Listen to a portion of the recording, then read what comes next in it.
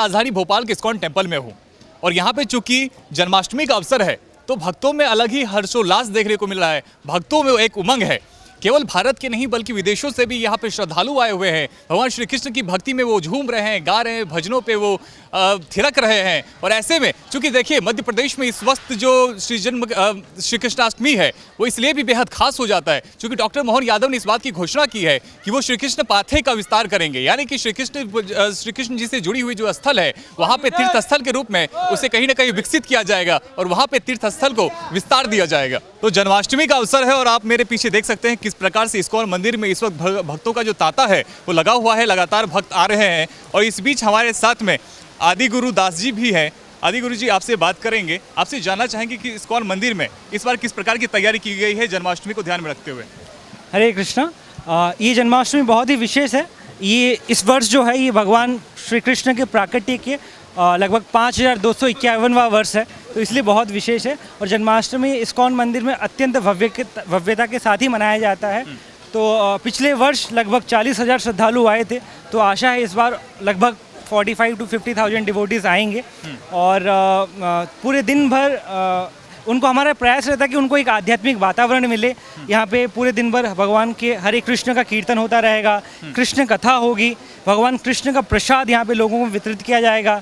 तो लगभग हम 45,000 भक्तों का प्रसाद बनाए हैं। जो प्रसाद हम कुछ भी आउटसोर्स नहीं करते, सभी प्रसाद मंदिर से जुड़े ब्रह्मचारी भक्त, गृहस्थ भक्त, माताएं, प्रभु जी सभी के सबके सहयोग से ही प्रसाद बनता है, भोग बनता है, फिर भगवान को अर्पण होता है और फिर महाप्रसाद बन जाता है। ठीक है, हम आपसे ये भी जानेंगे कि प्रसाद किस प्रकार से बनता है। यहाँ पे चूंकि भक्त आप कह रहे हैं कि हजारों की संख्या में आने वाले हैं, तो इसमें भीड़ ना हो जाए, एक जगह पे बहुत सारे भक्त इकट्ठा ना हो जाए, तो इसके लिए क्या तैयारी की गई है?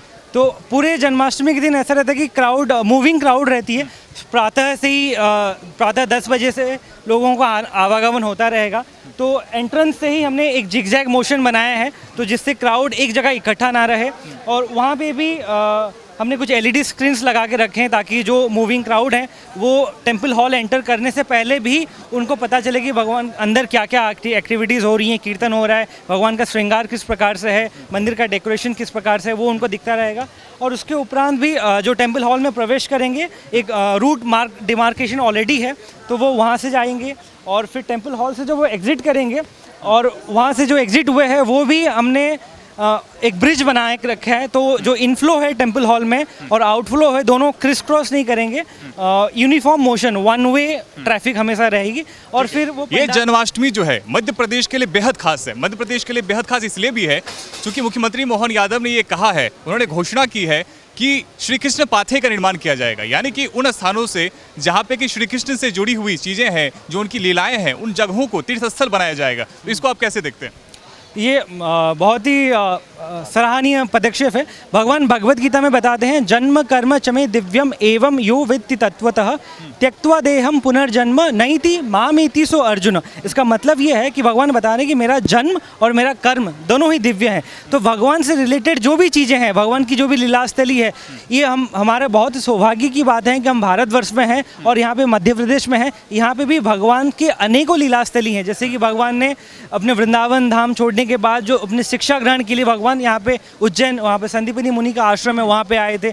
तो ग्वालियर भगवान वहाँ गाय चराने आते थे। ऐसे अनेक और भी स्थली हैं जो भगवान कृष्ण से संबंधित है। तो ये सभी चीज़ें दिव्य हैं और हम इस पदक्षेप का बहुत ही स्वागत करते हैं। तो इससे लोगों के अंदर कृष्ण भावना जागेंगी जो उनके लिए। तो जैसा कि मैं आपको बता रहा था कि भगवान श्री कृष्ण के जो भक्त हैं वो केवल भारत में ही नहीं है बल्कि विदेशों में भी हैं। और हमारे साथ में जो आपको गुरुजी नजर आ रहे हैं, प्रभु श्री USA से हैं और ये रशिया से हैं, यानी कि आप समझिए भगवान श्री कृष्ण की वो लीला है जो कि US और रशिया को यदि साथ में ला सकता है तो ये भगवान श्री कृष्ण ही कर सकते हैं। तो मैं जानना चाहूँगा, what inspired you to be the pilgrims of भगवान Shri Krishna? The books of His Divine Grace Srila A.C. Bhaktivedanta Swami Prabhupada. So you are from Russia, right? Yes. So you came from Russia to India just to attend Janmashtami? Actually, my Guru Maharaj, he told me 1 year ago I must go to India and serve to Indian people, distribute to them books. So how was your experience in India? It's very nice. The people, they have very ancient culture, But unfortunately, we're seeing that people are rejecting this culture and they're trying to adopt Western culture, which is causing so many problems here in India.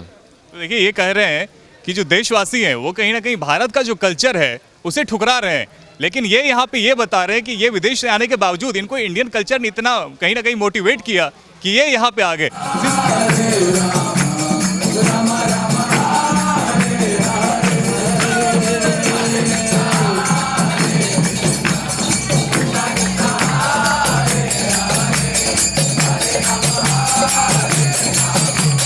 तो हमारे साथ में कुछ श्रद्धालु भी हैं, उनसे बातचीत करेंगे और जानेंगे कि उनके मन में कितना उत्साह है।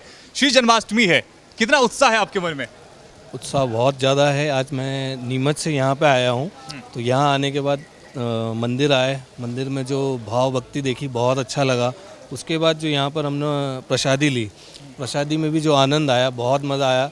शायद हम कल भी आएंगे, कल आने का नहीं था लेकिन अब कल भी आएंगे शायद, तो बहुत अच्छा लगा हमको। तो इस जगह का जादू ऐसा है कि कल नहीं आने का सोचा था फिर भी आएंगे। आप कितने वर्षों से आ रहे हैं यहाँ पे?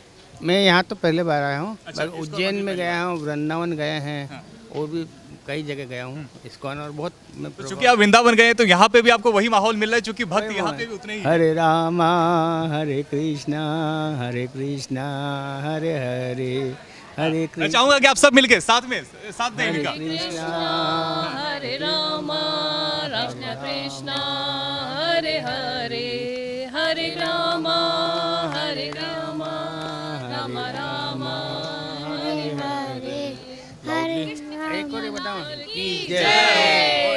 तो आप देख सकते हैं किस प्रकार से श्री कृष्ण जन्माष्टमी को लेकर तैयारियां की जा रही है। यहाँ पे आप देख सकते हैं किस प्रकार से पुष्प रखे हुए हैं जिससे कि श्री कृष्ण का श्रृंगार भी किया जाएगा और हॉल को भी सजाया जाएगा। हमारे साथ में महाराज जी ये बताइए किस प्रकार से तैयारी की गई है भगवान श्री कृष्ण के श्रृंगार को लेकर।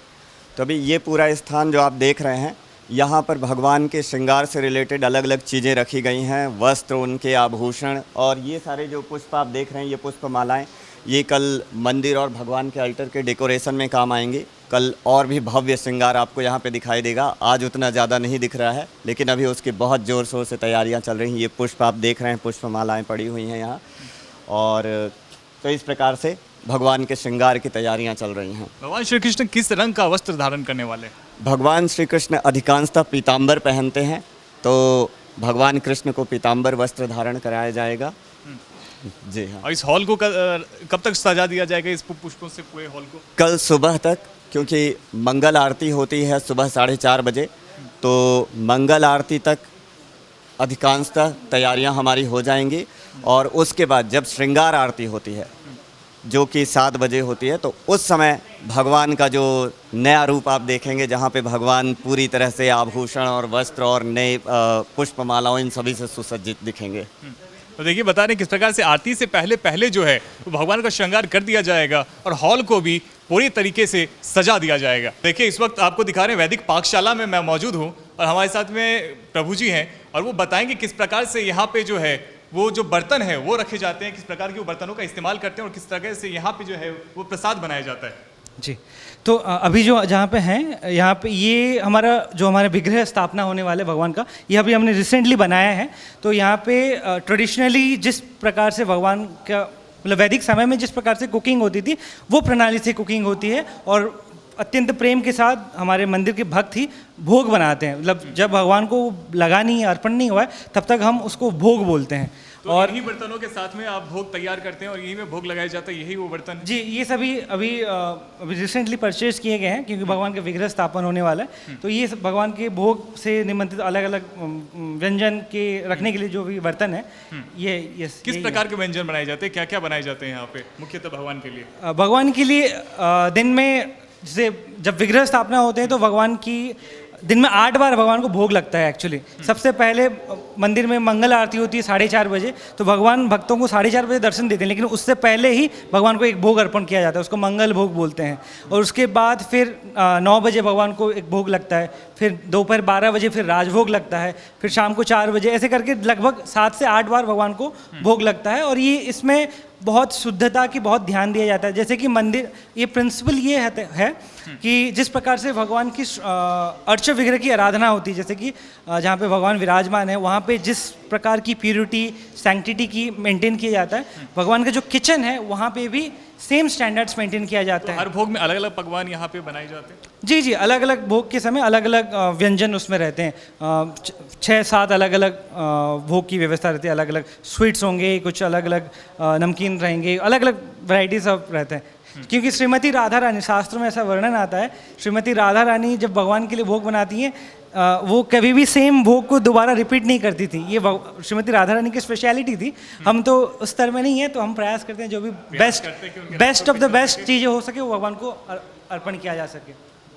हरि अनंत हरि कथा अनंत, कहीं ही सुने ही बहुविधि सब संता। यानी कि भगवान श्री कृष्ण से जुड़ी हुई बहुत कथाएं हैं जिसे संत अपने मन से कहते हैं, अपने अनुसार कहते हैं। यहाँ भी हमने आपको श्रद्धालुओं से बातचीत करके बताया किस प्रकार से उनके मन में हर्षोल्लास है, उमंग है, किस प्रकार से वो जन्माष्टमी को लेकर उत्सुक हैं और किस प्रकार से वो इसे सेलिब्रेट कर रहे हैं। यहाँ पे हमने आपको दिखाया किस प्रकार से भगवान श्री कृष्ण का श्रृंगार के लिए तैयार की जा रही है, किस प्रकार से भगवान श्री कृष्ण का भोग तैयार किया जाता है। इन तमाम चीज़ों को लेकर हमने आपको बताने की, समझाने की कोशिश की। तो फिलहाल मेरे साथ में इतना ही। कैमरा मैन सुनील के साथ इंडिया हेड के लिए मैं रोहित झा।